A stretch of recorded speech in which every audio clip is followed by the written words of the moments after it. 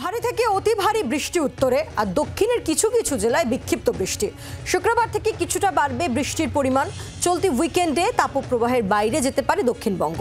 31শে মে থেকে একই জায়গায় অনড় মৌসুমি অক্ষরেখা। 20শে জুন মৌসুমি অক্ষরেখা কিছুটা দক্ষিণের দিকে সরবে। আমরা দেখেছি যে উত্তরবঙ্গে একদিকে প্রবল বৃষ্টি, ভারী থেকে অতি ভারী বৃষ্টি সতর্কতা রয়েছে আজও, এবং প্রবল বর্ষণে জলস্তর বেড়ে ফুঁসছে তিস্তা। ফের ভারী বৃষ্টির আভাসে ঘুম উড়ল স্থানীয়দের। সিকিম পাহাড়ে অবিরাম বৃষ্টির ফলে জলপাইগুড়ির মালে তিস্তার জলস্তর বেড়েছে। নদী তীরবর্তী এলাকা প্লাবিত হওয়ার একটা আশঙ্কা।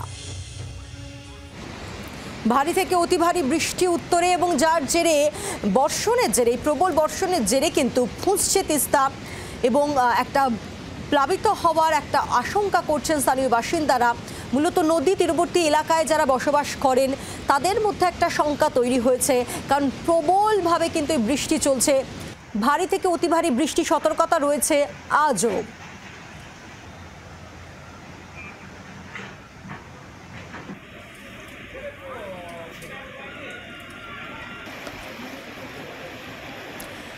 উত্তরবঙ্গে লাগাতার ভারী বৃষ্টি এবং ভারী থেকে অতি ভারী বৃষ্টির একটা সতর্কতা রয়েছে। আর অন্যদিকে দক্ষিণে কিন্তু বিক্ষিপ্ত বৃষ্টি এবং হাঁসফাঁস গরম, নাভিশ্বাস উঠছে দক্ষিণবঙ্গবাসীর। এই মুহূর্তে ঠিক মৌসুমি অক্ষরেখার অবস্থান ঠিক কোথায়, কোন জায়গায়, একটু গ্রাফিক্যাল প্রেজেন্টেশন ম্যাপের মাধ্যমে আপনাদের সামনে রাখবো। আমরা দেখছি যে উত্তরবঙ্গে প্রবল বর্ষণ হচ্ছে এবং মৌসুমি অক্ষরেখা সেটি এই মুহূর্তে ঠিক কোথায় অবস্থান করছে, যে গ্রাফিক্যাল প্রেজেন্টেশনের মাধ্যমে আপনাদের সামনে দেখাচ্ছি। মৌসুমি অক্ষরেখা ঠিক এই জায়গায় কিন্তু এই মুহূর্তে অবস্থান করছে, অর্থাৎ অনড় অবস্থান আমরা লক্ষ্য করছি ঠিক এই জায়গায়, এবং যার জেরে এই দক্ষিণবঙ্গে বৃষ্টি কিন্তু সেইভাবে হচ্ছে না, বিক্ষিপ্ত বৃষ্টি হচ্ছে। আর এর জেরে এই যে একেবারে ঠিক এই জায়গায় দেখুন, গ্রাফিক্যাল যে প্রেজেন্টেশনের মাধ্যমে আপনাদের সামনে রাখছি, ম্যাপের মাধ্যমে রাখছি, ঠিক এই জায়গায় কিন্তু অনড় রয়েছে মৌসুমি অক্ষরেখা, এবং যার জেরে উত্তরবঙ্গে প্রবল বর্ষণ, ভারী বৃষ্টি হচ্ছে এবং আজ দিনভর এই ভারী বৃষ্টি চলবে এমনটাই জানাচ্ছে হাওয়া অফিস। এবং যার জেরে তিস্তা ফুলে ফেঁপে উঠেছে এবং নদী তীরবর্তী যে সমস্ত এলাকাগুলো রয়েছে সেখানে প্লাবিত হওয়ার একটা শঙ্কা করা হচ্ছে শঙ্কিত স্থানীয় বাসিন্দারা। এই মুহূর্তে সেই গ্রাফিক্যাল প্রেজেন্টেশনের মাধ্যমে আরও একবার আপনাদের সামনে রাখছি ঠিক এই জায়গায় কিন্তু অনড় অবস্থান মৌসুমি অক্ষরেখার। এই মুহূর্তে আমাদের সঙ্গে দুই প্রতিনিধি রয়েছেন। কারা কারা রয়েছেন আপনাদের সামনে একবার আপনাদেরকে জানাই। আমাদের সঙ্গে এই মুহূর্তে রয়েছেন আমাদের দুই প্রতিনিধি। রয়েছে অয়ন ঘোষাল, একেবারে দক্ষিণবঙ্গের আপডেট দেবে, আর অপরদিকে উত্তরবঙ্গে জলপাইগুড়ি সেখান থেকে রয়েছে প্রদ্যুৎ আমাদের সঙ্গে। আমি শুরুতে একবার প্রদ্যুতের কাছে আসি। প্রদ্যুৎ, যেভাবে বৃষ্টি পড়ছে উত্তরবঙ্গে, প্রবল একটা শঙ্কা তৈরি হয়েছে যে প্লাবিত হওয়ার, সেই ছবি আপনাদের সামনে রাখবো, ছবিও রাখছি ইনফ্যাক্ট, যেখানে প্রবল বর্ষণ এবং যার জেরে ভাসছে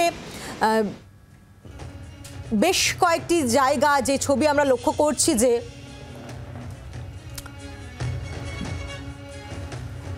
প্রদ্যুতের কাছে যাব, তবে তার আগে অয়ন ঘোষালের কাছে যাই। অয়ন রয়েছে আমাদের সঙ্গে। অয়ন, দক্ষিণবঙ্গের জন্য স্বস্তির খবর এখনো কিছু জানা যাচ্ছে না, তাহলে আজও দিনভর সেই চরম অস্বস্তির মধ্যেই কাটতে চলেছে।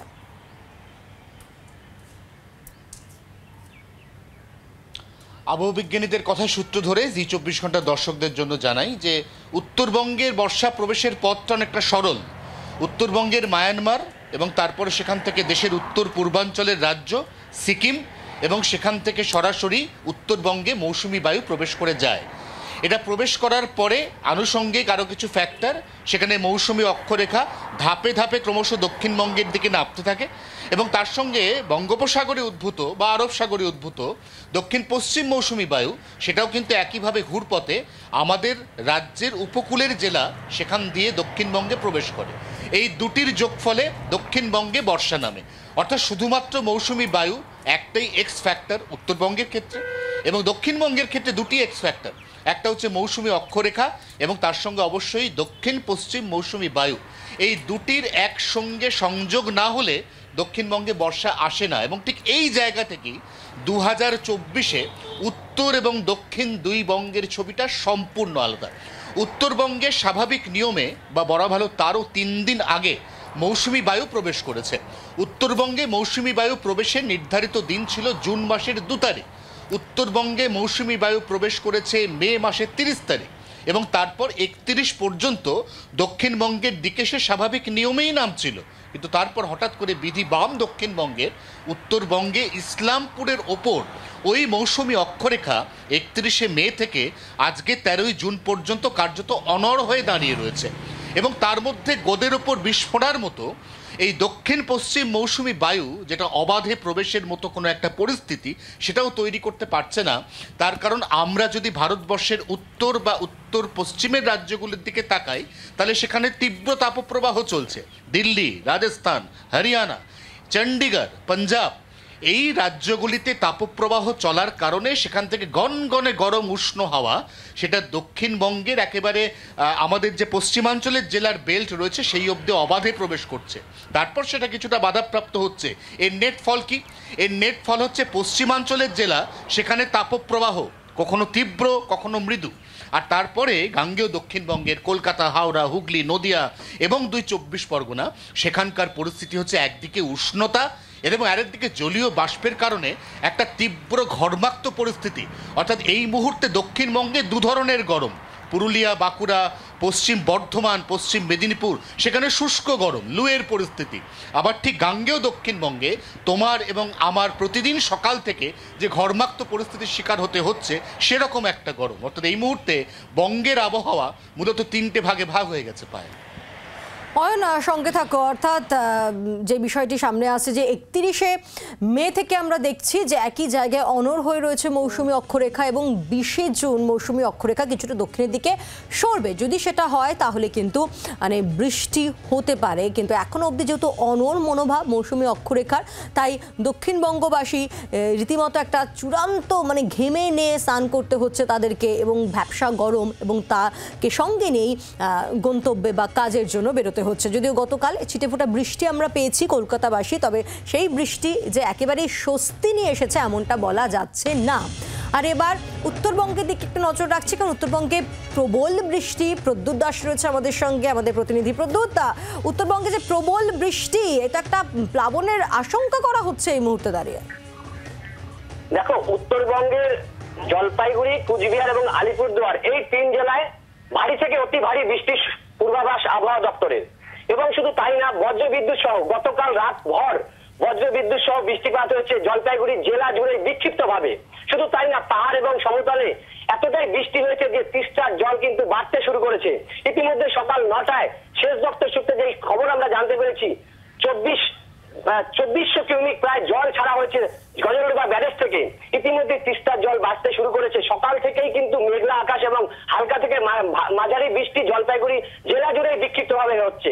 এবং শুধু তাই না, এই যে গত কয়েকদিন তীব্র দাবদাহ, যেটা দক্ষিণবঙ্গে তুমি বলছিলে যে এখনো গরম এবং তীব্র দাবদাহ, জলপাইগুড়ির শুধু তাই না উত্তরবঙ্গে কিন্তু এই আবহাওয়াটা ছিল।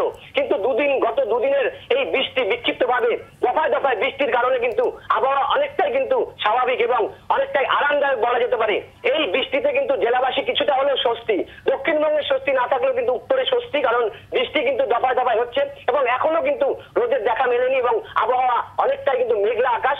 হালকা থেকে মাঝারি বৃষ্টি সকাল থেকে শুরু হয়েছে।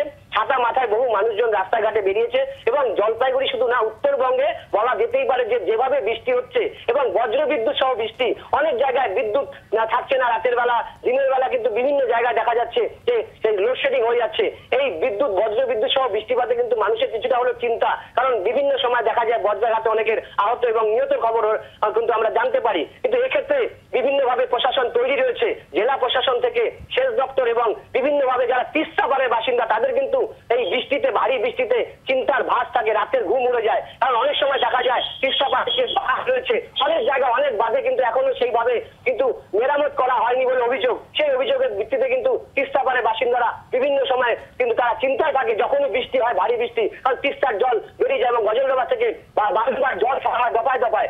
ছবি তো স্পষ্ট যে তিস্তার জলস্তর একেবারে মানে ফুসছে তিস্তা এই মুহূর্তে, কারণ প্রবল বর্ষণ এবং যার জেরে কিন্তু জলস্তর অনেকটাই বেড়ে গিয়েছে তিস্তার এবং ফুসছে তিস্তা, এবং যার জেরে নদী তীরবর্তী এলাকায় যারা বসবাস করেন তাদের মধ্যে একটা আশঙ্কা চিন্তা কাজ করছে। আমাদের সঙ্গে আরেক প্রতিনিধি নারায়ণ সিংহ রায় রয়েছেন। নারায়ণ, এই মুহূর্তে তুমি যেখানে রয়েছে সেখানে কি এখনো বৃষ্টি চলছে? কারণ উত্তরবঙ্গে কিন্তু একটা ভারী থেকে অতি ভারী বৃষ্টি দিনভর চলবে, এই সতর্কতা রয়েছে।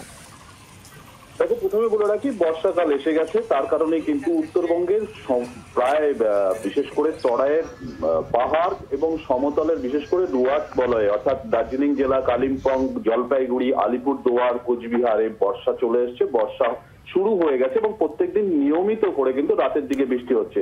পাশাপাশি বলে রাখি, পাহাড়ে কিন্তু ভারী বর্ষার ফলে অর্থাৎ ভারী বৃষ্টির ফলে পাহাড় এবং তার পাশাপাশি সিকিমে, যার জন্য কিন্তু তিস্তার জলস্থিতি অনেকটাই বেড়েছে। আজ সকাল থেকে কিন্তু যেমন দেখা গেছে শিলিগুড়ি থেকে কালিম্পং যাওয়া এবং সিকিম যাওয়ার যে জাতীয় সড়ক 10 ঠিক তার মাঝ বরাবর তিস্তা বাজারের দিকে যে রাস্তা নেমে গেছে, যেখান দিয়ে একদিকে দার্জিলিং যাওয়া যায়, অন্যদিকে কালিম্পং, পেশক, লাভা, লোলেগাঁও, সেই রাস্তা কিন্তু আপাতত ভাবে প্রশাসনের থেকে বন্ধ করে দেওয়া হয়েছে। কারণ তিস্তার জল এতটাই বেড়েছে যে সেই রাস্তার উপর দিয়ে জল বইছে এবং সেখানের বেশ কিছু ঘর বাড়িতেও কিন্তু জল ঢুকে গেছে দেখা গেছে এবং গাড়ি যানবাহন আটকে রয়েছে।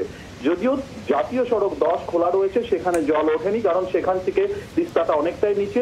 তিস্তার নিচ বরাবর যেতে তিস্তা পার্শ্ববর্তী এলাকা যে সমস্ত এলাকা রয়েছে সেই সমস্ত এলাকা লোক দিয়ে কিন্তু জাতীয় সড়ক 10 থেকে কিন্তু মানুষদের প্রশাসন সরিয়ে নিয়েছে। তবে অর্থাৎ নদী তীরবর্তী এলাকা থেকে সেখানকার সাধারণ মানুষ তাদেরকে ইতিমধ্যে অন্যত্র সরিয়ে নিয়ে গিয়েছে প্রশাসন, কারণ এই মুহূর্তে ছবিতেও যেমনটা আমরা দেখতে পাচ্ছি যে ফুঁসছে তিস্তা এবং একদিকে বৃষ্টিও চলছে নাগারে, তাই যাতে কোনো রকমের সমস্যায় না পড়েন সেখানকার বাসিন্দারা, তাই প্রশাসন ইতিমধ্যে পদক্ষেপ নিতে শুরু করে দিয়েছে। ধন্যবাদ আমাদের 3 প্রতিনিধি, 3জনকে ধন্যবাদ। বাংলার আওয়াজ, বাঙালির আবেগ, জি 24 ঘন্টা।